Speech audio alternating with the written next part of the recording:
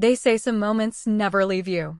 Not because they were loud or dramatic, but because they slid in quietly and changed something you didn't know could be touched. It's been 2 years. 2 years since that day. And I still think about it more than I care to admit. I used to wonder if I imagined it, if maybe I read too much into a look, or a word, or a silence that felt heavier than usual. But I didn't. He stood there, looking at me not like a boy, not like a child, but like a man who saw something in me I hadn't seen in myself for a long time. And I didn't say no. I didn't speak at all. I just let it happen. There's a kind of emptiness that builds up inside you when you go too long without being seen. Not noticed, seen. Like someone is looking past everything you pretend to be and actually catching sight of the ache you try to hide. That's what it felt like. And when it happened, when he asked me that question I never expected, I didn't stop him.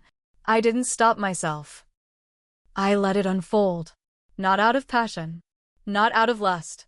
But out of that quiet kind of desperation. The kind that comes from being touched gently in a world that's gone cold. Before you decide what you think of me, before you make up your mind about what kind of woman does something like that, just listen. Make sure you subscribe to Heartfelt Tales Unfold so you won't miss our next story. Because I never thought I'd be the one telling this story. But here I am, and it starts with a surprising request. And the answer I never thought I'd give. I'm 38. Been married for 8 years. On paper, it looks steady.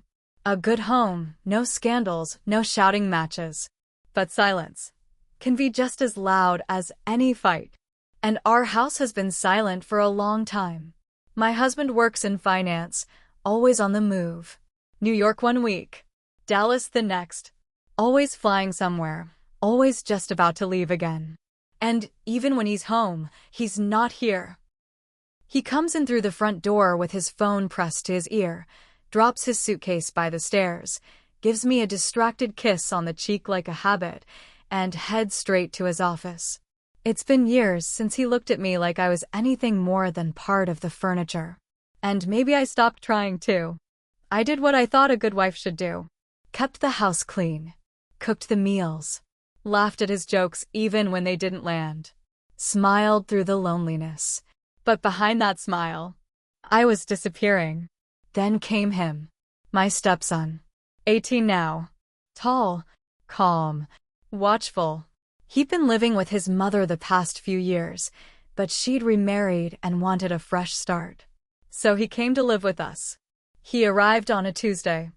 I remember that because I'd just pulled a casserole out of the oven, and I was still wearing my apron when I opened the door. He smiled, soft, a little shy, and said, "Hey." That's all it took. It wasn't the kind of smile that knocks you off your feet. It was the kind that sneaks into your chest and settles there before you even notice. He was polite. Helpful. Not overly talkative, but always listening.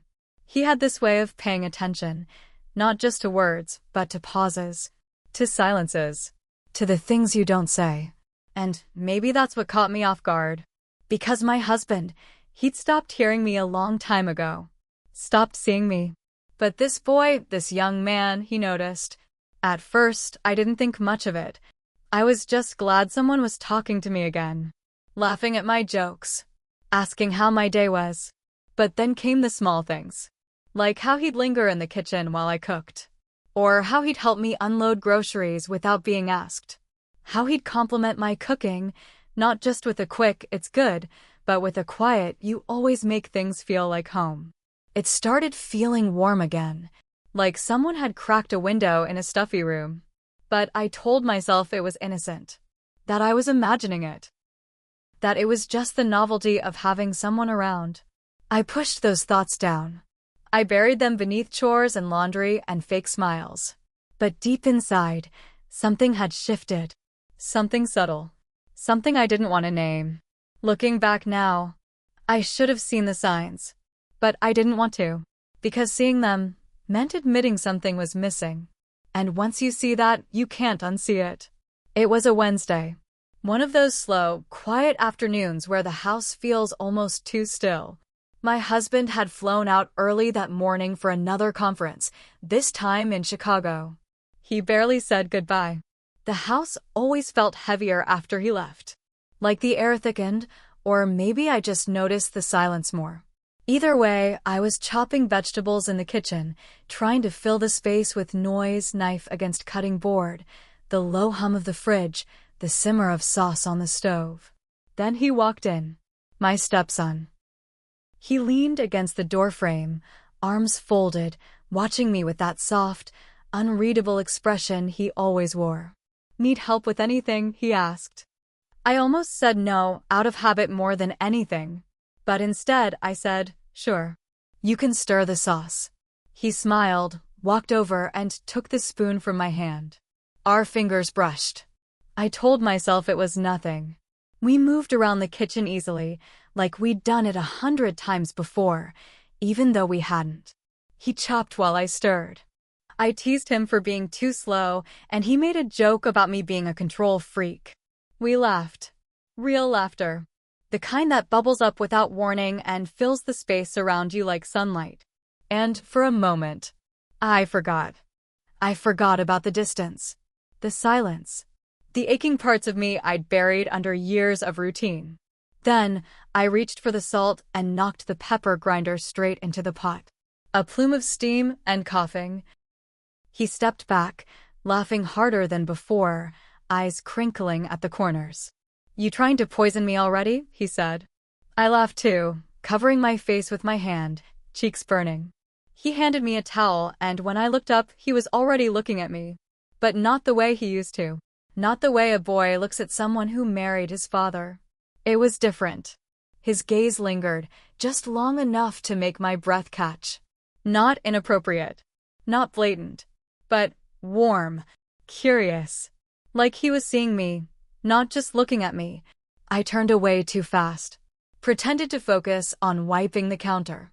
Said something stupid about starting over on the sauce. He didn't say anything, but I could feel the air had changed. After dinner, he cleared the table without being asked. I thanked him. He nodded and disappeared upstairs. I tried to distract myself, folded laundry, scrolled through messages from my husband that said things like "made it safe" and "busy all day tomorrow." Nothing more. I went to bed early. Pulled the covers up, turned off the lights, and stared at the ceiling, listening to the hum of the night. Then a knock at the door. Soft. 2 taps. I sat up. My heart did this strange thing, like it forgot how to beat normally. I stood, walked over, opened the door just a crack. He was there. Not trying to come in. Just standing in the dim hallway light, barefoot, hands in the pockets of his hoodie. I just wanted to say thank you for earlier. I missed this. Feeling seen. I didn't know what to say. I smiled. A small one. And he walked away before I could respond. I closed the door slowly. Locked it. Stood there for a moment, hand on the knob. Why was my heart still racing? Why did that simple sentence feel like a thread being pulled loose from everything I thought I had under control? I went back to bed. But sleep never came. Something had shifted. And I knew, no matter how much I tried to ignore it, I had felt it too. I told myself it was nothing. Just a thank you. Just a moment. Just a boy being kind to a woman who's been invisible for too long. That's what I kept saying. But the truth is, I kept replaying it. The softness in his voice. The way he said feeling seen like he meant it. Like it wasn't just about dinner or laughter or spilled pepper. Like it was about me. And no matter how much I tried to push it out of my mind, it stayed. It followed me into the kitchen the next morning. It echoed when I walked past his closed door. It slipped into my thoughts when I folded towels, when I stood at the sink, when I stared at my own reflection wondering if I still looked like someone worth noticing. That afternoon, my husband called. Usual check-in. Same script. How's the house? How's everything there? Did you pay the gas bill? His voice was flat. Tired. Distracted, like always. He didn't ask how I was. He hadn't in a long time. He said, "I'll be back late Friday. Don't wait up." And just like that, he was gone again. I stood there holding the phone long after the call ended.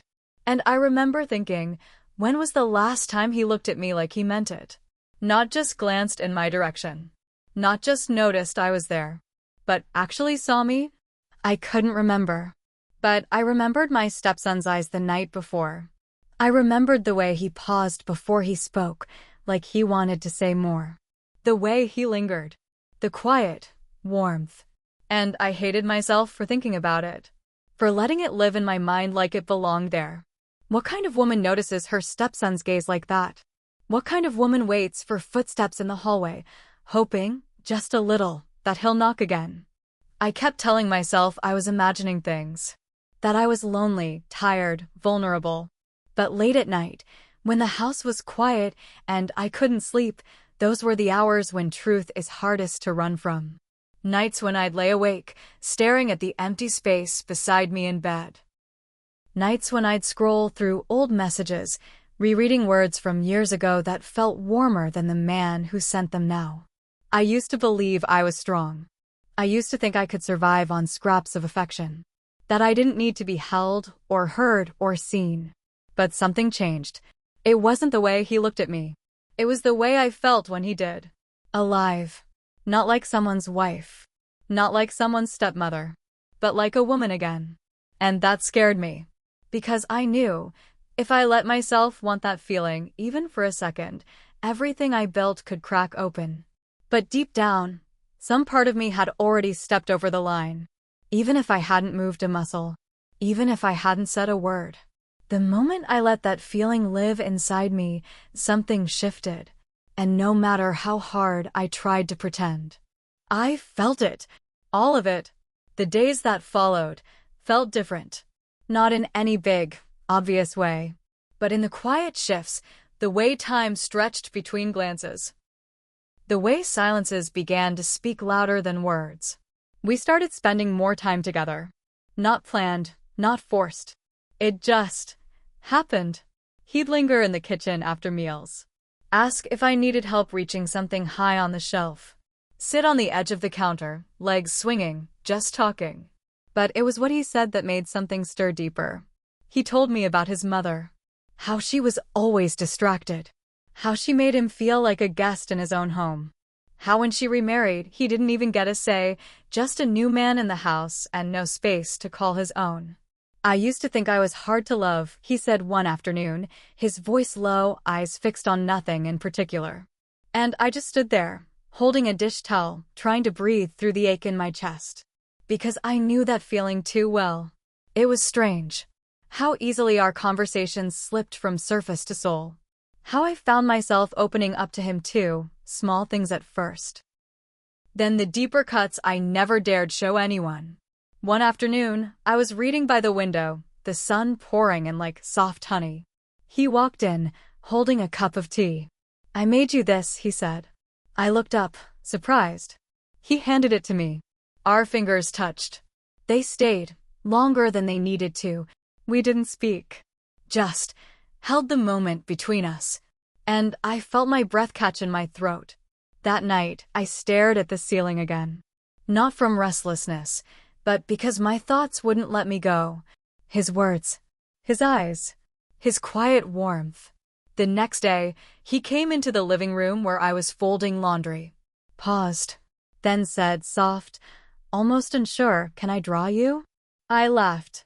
Not mockingly, just caught off guard. "What?" I asked, half smiling. "I mean it," he said. "You have this stillness, this softness. I just want to capture it." Something in the way he said it, gentle, almost reverent, made the air around us feel heavier.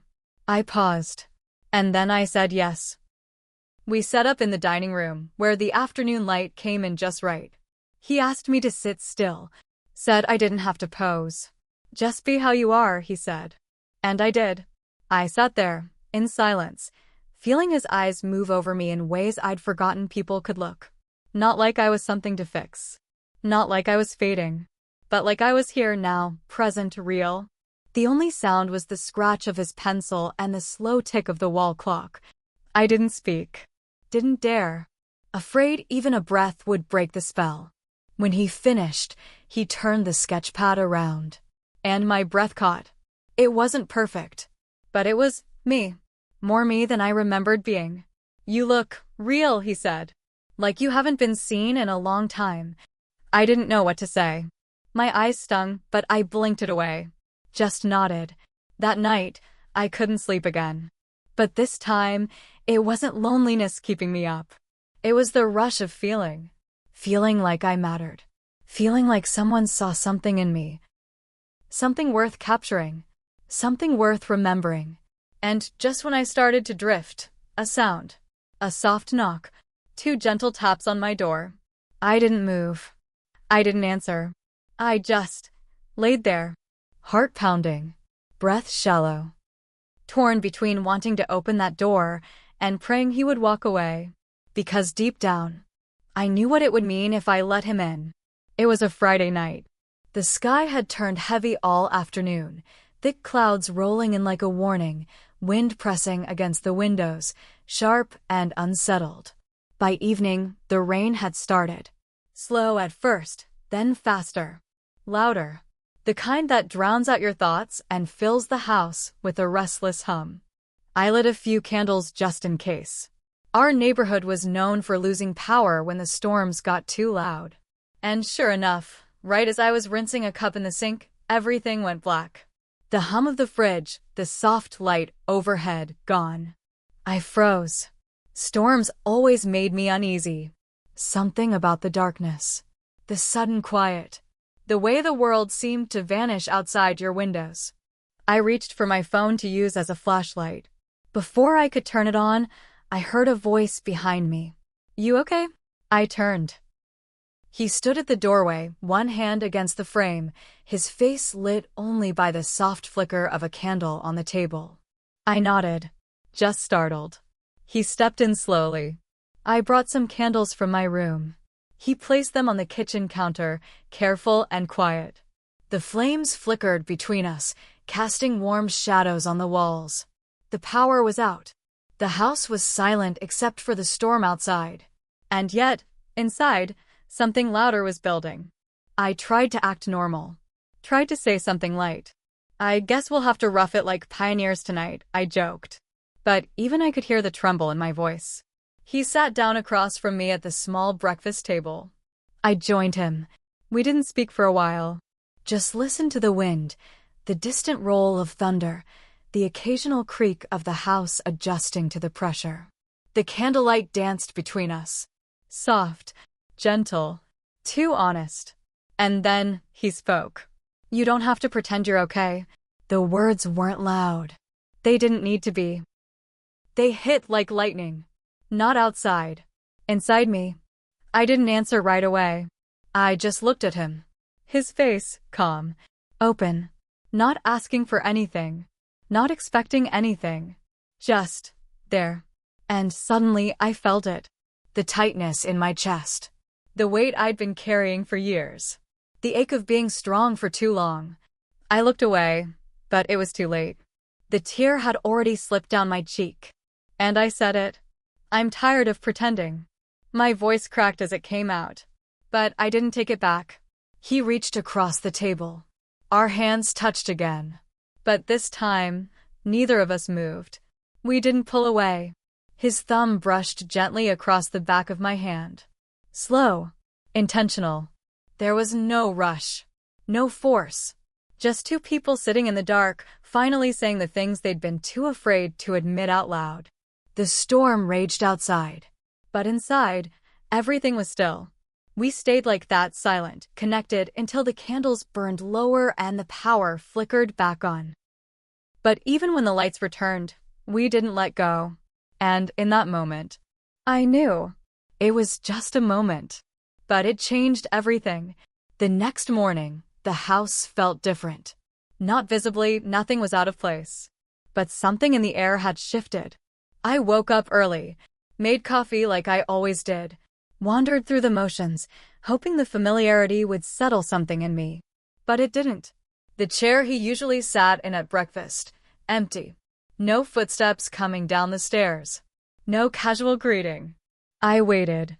listening for any sign of movement upstairs. But the silence pressed in thick, like it had weight. When I finally saw him, just for a second, crossing the hallway, he didn't look at me, didn't say anything. His shoulders were tense, his head low, like he was carrying something too heavy for his age. I almost said his name, almost asked if he wanted to talk. But I didn't. I didn't know what words to use. What version of the truth we were supposed to hold on to now.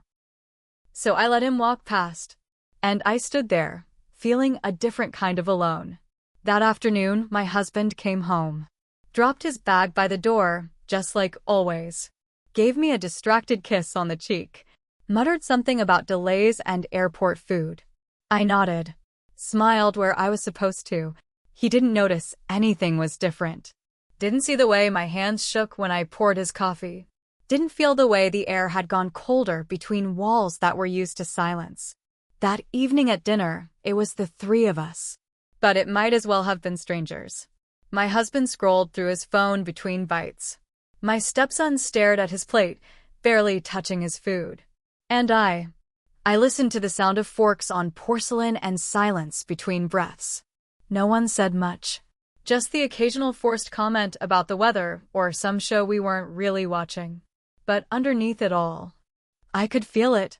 The weight, the memory of candlelight, of hands that didn't let go. He wouldn't meet my eyes. Not once. And I couldn't tell if it was guilt or regret. Or something worse, disgust. I asked myself 100 questions in that hour. Did I misread everything? Did I push something he wasn't ready for? Did I ruin him? The shame crept in, quiet and sharp, like needles pressing against my skin. After dinner, he went straight upstairs. Closed the door gently, but firmly. My husband stayed up watching TV. I sat on the staircase in the dark, one step from everything and nowhere at all. We didn't speak of it. Not once. But everything had shifted. Later that night, I went to my room, closed the door behind me, tried to breathe through the chaos in my chest. That's when I saw it. A folded piece of paper on my nightstand. My name written on the front in handwriting I knew too well. I picked it up, opened it slowly. Just one sentence. I'm sorry. I shouldn't have made that request. No signature. No explanation. Just that. And I sat there, holding that note like it might burn a hole through my fingers.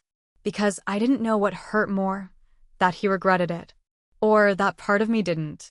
I kept the letter, folded neatly, tucked in the drawer beside my bed like a wound I wasn't ready to clean. Just keep close. And most nights, when the house was quiet, when the dishes were done, the lights were off, and my husband was already asleep beside me with his back turned like always, I'd take it out. Read it. One line. 7 words. I'm sorry. I shouldn't have made that request. I'd read it slowly. Like the meaning might change if I stared long enough. Like maybe I'd find some clue between the spaces he left out. And every time, I asked myself the same question. Was it his fault? Or was it mine? He was just a boy, 18, yes, but still carrying the raw ache of someone trying to find his place. Still forming his understanding of closeness, trust, affection. And me? I was supposed to be the adult, the protector, the guide. Instead, I became something else. But I didn't lure him in. I didn't plan it. It wasn't a game. It was a slow unraveling.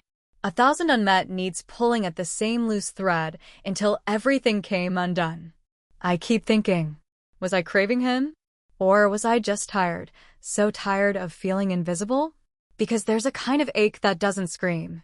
It simmers, builds up over years in the space where love used to live, where attention used to land, where touch used to linger. And when someone, anyone, finally offers you a mirror, not the kind that shows your wrinkles or your wear, but the kind that shows your soul, you start to remember who you were before you went quiet. I look at my husband sometimes while he sleeps. The rise and fall of his back, the faint breath against the pillow. And I wonder, did he ever truly see me? Or was I always just there? Someone to come home to. Someone to cook, to clean, to keep the machine of life running smoothly while he flew from place to place.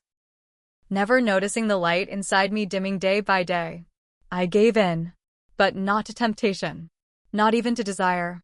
I gave in to the ache, to the hollowness, to the desperate need to be seen, if only for a moment. Not as someone's wife, not as someone's stepmother, just as me. And I know that doesn't make it right, but it's the truth. And sometimes, truth doesn't come in clean lines.